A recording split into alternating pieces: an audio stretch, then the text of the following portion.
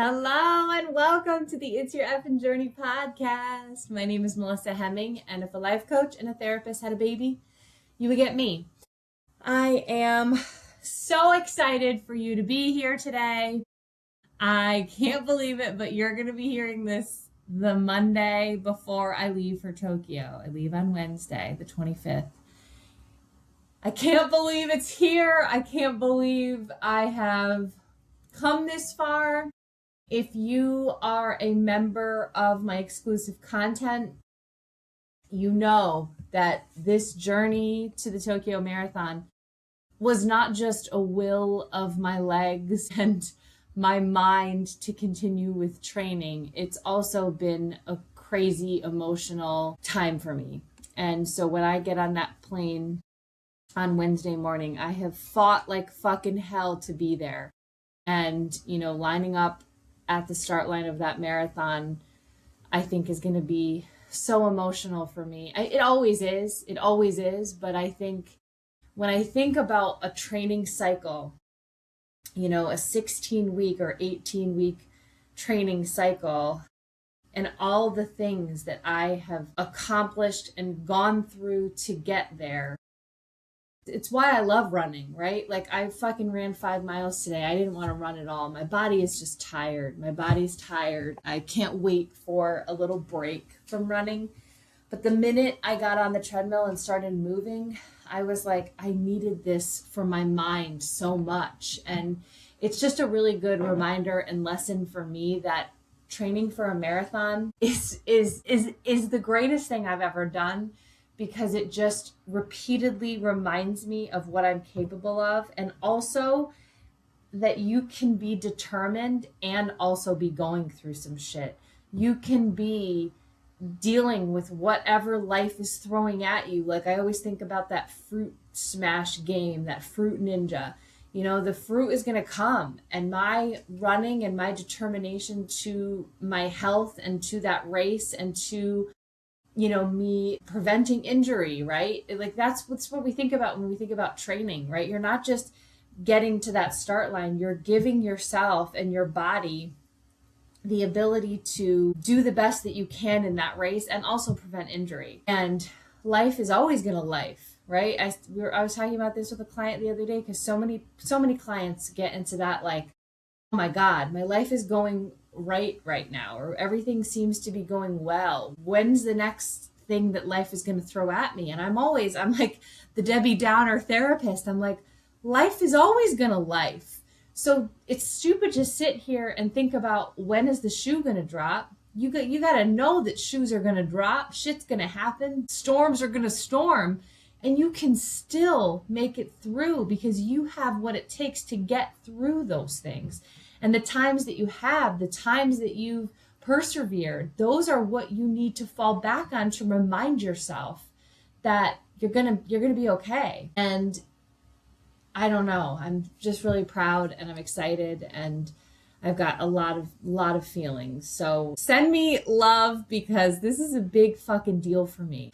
I was laying in bed last night thinking about this. Sometimes when I would talk to people about going to Tokyo, I would say, I'm really scared. I'm really scared to go so far, to go so far away from my babies. It's when you go to Florida, for instance, and you need to come home. It's a hop, skip, and a jump. No big deal to get back to Florida from Florida. Tokyo is a whole different ball game. But it was weird, because sometimes I would say it to people and they would sort of look at me like, why? And it's funny, because on the other hand, when I started taking trips for myself with my first Beachbody Summit, that was the first trip I took by myself as a mom. And I remember that feeling of like, I cannot believe I'm leaving my family. I cannot believe I am doing this. Who do you think you are, Melissa, that you can have these experiences as a mom? How dare you leave your family who needs you? And I sort of think about that, because I'm like, the people that are saying to me, why are you so nervous to go to Tokyo? Do they travel independently? Do they leave their families and get on a fucking plane to go fucking 14 hours? It's 14 hours from Chicago to Tokyo. And then I'm like, no, chances are they don't. And that's the thing that you have to remember. The people throwing opinions at you or making judgments about your thoughts or feelings, are they in the ring with you? Are they in the ring doing the shit? Because I remember feeling like, this is a big fucking deal. What do you mean? Why am I nervous? What do you mean? Why am I scared? And it's also not a reason to not do these things. And I want to emphasize that too, is that my first trip, when I felt like so weird traveling on a plane to Indianapolis where I knew no one, I had never met anybody in person. The people that I was staying with were strangers at that point, and I was missing my daughter's 8th grade graduation. I felt so fucking weird and out of sorts. And it was the first time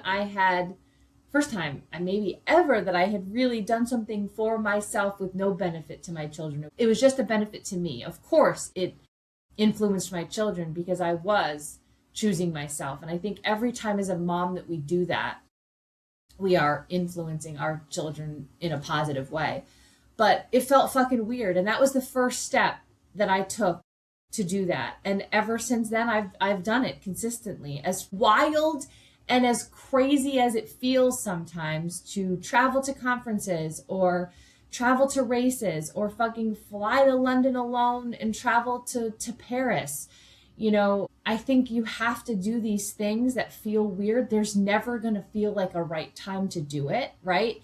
It's never going to feel like, you know, all the stars line up for you. And the people that, as I said, who have subscribed to my exclusive content know firsthand what exactly has been happening in my life and how many fucking fruits I've had to slice to get onto that plane. And it still doesn't feel great, right? I think when you're a mom who has sort of navigated the taking care of your family and you're sort of that go-to for them, there's never going to be a right time to leave. And that's why I won't let that shit hold me back. So go and do scary things, even if it makes no sense to other people, even if people talk shit about it, even if it doesn't make sense. You know, like I feel like we have this one life to live, and I am here to take every opportunity and every scary decision and moment, and I'm going to be okay, and I'm going to grow from it, and I'm going to come back hopefully a better person from it, and so will my kids. But holy shit, all the feelings. So go after what's on your heart. And I hope you do, and I hope you tell me about it. I hope you book that flight. I hope you take that experience. Apply for that lottery for the fucking major marathon. You know, go to that conference. I had this opportunity. I don't even know if I've talked about it on the podcast. I still hope to do it one day, but I was offered to be on a reality show about growing your business. And I was going to go on in the hopes of growing this podcast. I had to say no ultimately, just because it didn't line up with these major marathons that I'm doing. And sometimes you have to say no in order to say yes to other things. But like, that's still on my heart. That's still in the back of my mind. Like, how fucking cool would it be to be on a reality show, growing my business and talking about this podcast? So sometimes you have to say no in order to say yes. But remember those things that sort of make you say, could I? And go back to them.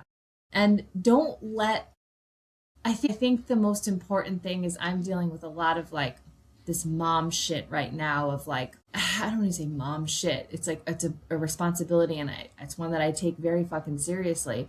But we can't, as moms, turn our backs on ourselves in order to fulfill that job. I think our kids have to see us. They have to see us going after our life and grabbing it and standing up for what we believe in and prioritizing our own needs and wants and desires. And there's something really cool about that. And I was talking to a friend last night about my trip to Tokyo and something about what my kids thought. And I was like, my kids know how important this is to me. My kids know what this means to me, what I've been doing to prep for it, what it means, how hard it is to get into this marathon. I feel like I'm going to cry, but that alone makes a huge, like, I know that they are proud of me and that they think this is a big deal. So as hard as it is for me to leave, and I think I used to talk about this when we would talk about business building in the Beachbody world, I always said, share your vision with your family, especially, when we would do our Beachbody business, a lot of our work would be done in the evenings. And I'd get on, Zoom, and we would, do accountability calls, and we would work our business. And I would share with my family, like, this is the business goal that I'm working towards, and this is also how it's going to help us. And one of the coolest moments of building that business was taking my family on the Success Club trip that I had earned through my work. And I was able to show them this incredible hotel room that I had earned through the work that I would do. And so I think to say to them, this is why it's meaningful to me. And I've talked to my kids about, the major marathons and how cool it is that I can be one of those women who have accomplished this achievement. And I'm proud of that. And I know they're proud of me. And I know that even though it feels weird to leave as a mom without your family, it's still going to be okay. You're still a good mom. And this is the shit I have to tell myself too, because sometimes the noise can get loud, can get real loud. So thank you to all of you who have been supportive of me and my training and this journey. It means everything. I was talking in my stories the other night about my parents, and my parents have never really understood my running, which is it's really hard, but having the support of strangers on the internet and Instagram is the best fucking place for doing anything that is exciting for you, because there are people there that will cheer you on and be your best supporters. And I can't thank the people enough who are in my corner, because sometimes for me it can get loud thinking about who isn't there, and I have to work really hard on focusing on who is there, and who is there is you, who's listening right now. So thank you. I wanted to talk today a little bit about ChatGPT and therapy. And I thought this has been one that's been on my heart for a while, because I am a user of ChatGPT for certain things. And I'm also obviously a therapist and a user of therapy. And I wanted to talk about this because this is important. It's important for you, but it's also important for your kids. And I don't think a lot of kids listen to this podcast, nor probably should they. Well, I don't know. I use swears, but I whatever. That's a different discussion. What I want to share is that, so if you are someone, so I am a therapist, so this is a little bit different for me, because I can sort of so I have a therapist. I go to a therapist every month, if not more. But my commitment to myself is to go monthly, and I make sure to have an appointment set up every single month, right after I end the session, so that I know that one's coming, because otherwise time passes fast. And before you know it, I can be like, oh my God, I that happened to me a couple months ago. And that's why I set this rule for myself. A couple months ago, I was like, holy shit. I think it was the situationship of 2025. And I'm like, she doesn't even know it happened. It's been 3 months since I've been in therapy. So time can fly. So make sure you have a regular therapy appointment. And if you've never been to therapy, why the fuck not? It helps you grow. So find a therapist, check your benefits, find a therapist. It's so easy, Talkspace, to find a therapist. I do therapy on there, and I also have a therapist on there. So make sure that you're committed to growth with an actual human. I think that if you are working with an actual therapist ongoing, or a coach, or someone like an actual human, then you can absolutely supplement with ChatGPT as a coach. I do fully support this. But I think the caveat to me is having an actual human that you're working with, because ChatGPT is a robot. It is not a person. It is not your best friend. It is not a professional. And there are very big gaps in what it can do for you. And I want to talk about the things that it misses out on. It misses out on the human connection. It also misses out on really assessing the symptoms that you're having and being able to direct you. There's been a lot of ways that it's misguided people, and especially with kids. This is why I wanted to talk about this, because I want you to talk about this with your kids too, that it does not replace an actual human and an actual professional. So please, if you're using ChatGPT, you have to be aware that it may not be leading you down the right places. Some ways that ChatGPT has really helped me is, and I'm just going to name them because I feel like there's things to use it for, and it's not for mental health. And that's, I guess, what my ultimate thing is that it is not to be used for mental health. I use it as a coach. So if I'm having an argument with someone, or if I'm having a situation with someone, I might give it information about what we're talking about and then ask it for appropriate or effective way for me to respond to that.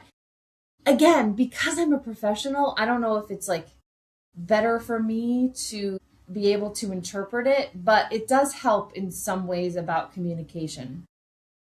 I think you just always have to have in the back of your mind that it may not be guiding you to the right place and with the right words. So you have to sort of take it with a grain of salt.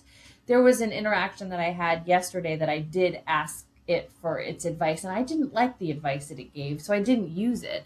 But the things that it's really helped me with is parenting. So sometimes parenting, especially I'm a single mom, living with these kids mostly by myself, and as great as my ex is and with certain things, co-parenting is not a strength that we have right now with certain issues that come up with our kids. So when it comes to like de-escalating situations or dealing with discipline, it has been so helpful to use ChatGPT for this.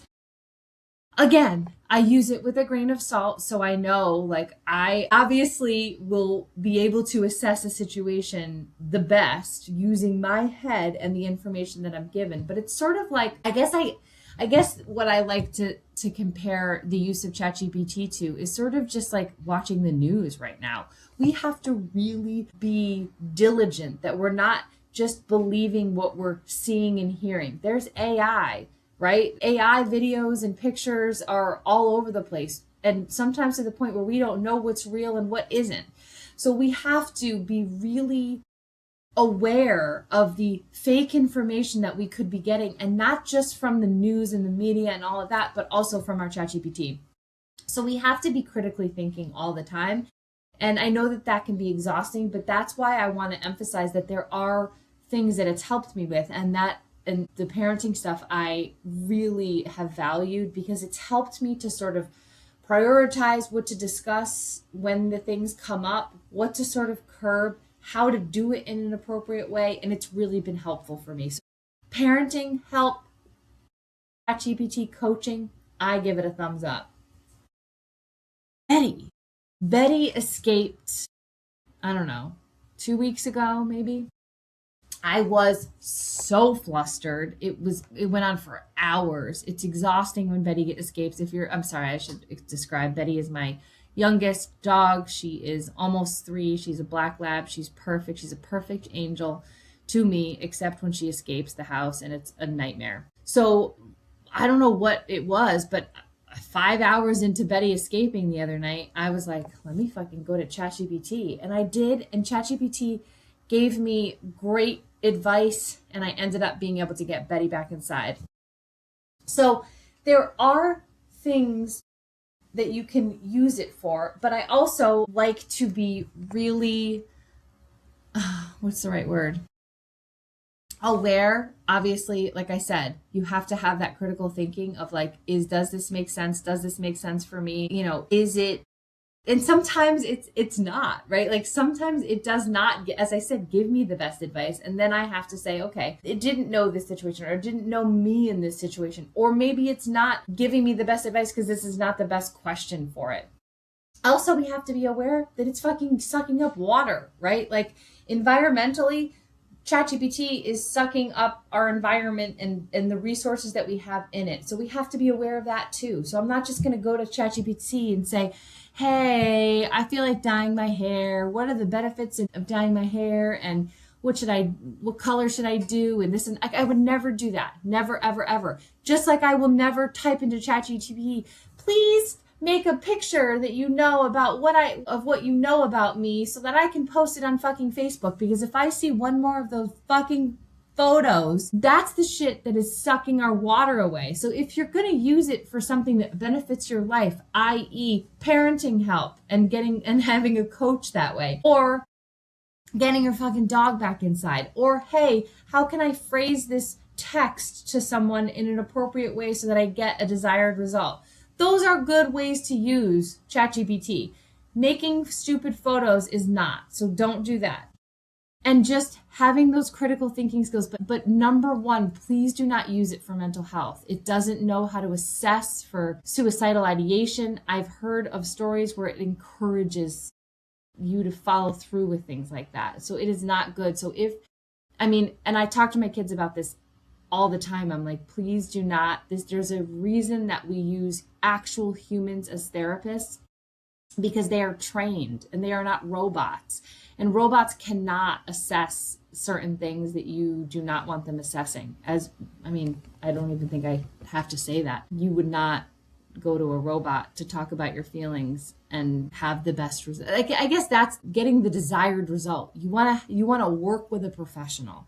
So please, please, please encourage your kids to seek out a therapist if they're having questions. Talk to them about the risks. I've been talking about risks to my fucking youngest so much. She's a 13-year-old girl, and I'm like, I had to have a talk with her the other day. She's always like about Roblox and, men on Roblox. Now I'm like, you have to be wary of women too. Like I was thinking about Ghislaine Maxwell. Like you have to be wary of everyone at this point.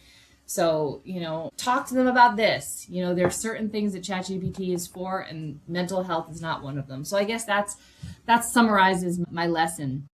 ChatGPT has a place for things in your life. It is not mental health. Seek a therapist. Seek a live human therapist / coach. And also doing so will hopefully lower some of that stigma, and your kids will jump on board too. All right, guys, hopefully this was helpful. I am taking the fucking week off when I'm in Tokyo, so there will not be a podcast episode on, what is that day? March 2nd. So if you are interested in following me, I actually don't even know how to do so, but I will try to throw it in the show notes so you can track me in Tokyo. March 1st is the marathon. Obviously, there's a significant time difference. So I think Saturday night, if you're around Saturday night, the 28th, you might be able to track me if you're sitting in your home. But, please know that if you do, I adore nothing more than when I am crossing a major marathon checkpoint in a race, and I cross over that checkpoint, and I know that you're getting that notification that I'm still going, and it's me sending my love to you and my thanks and appreciation to you, and there's just something about that. So I'm so excited to take this last lap of this training cycle around Tokyo, get my fucking 5th world major marathon star, and explore a totally foreign and different country. Thank you so much for being here. I love you. Thank you for all of the fundraising support. And as I said, cheers and everything that you guys have given me and done for me, and just being here. I appreciate you, and, listening to me endlessly and giving me this space that really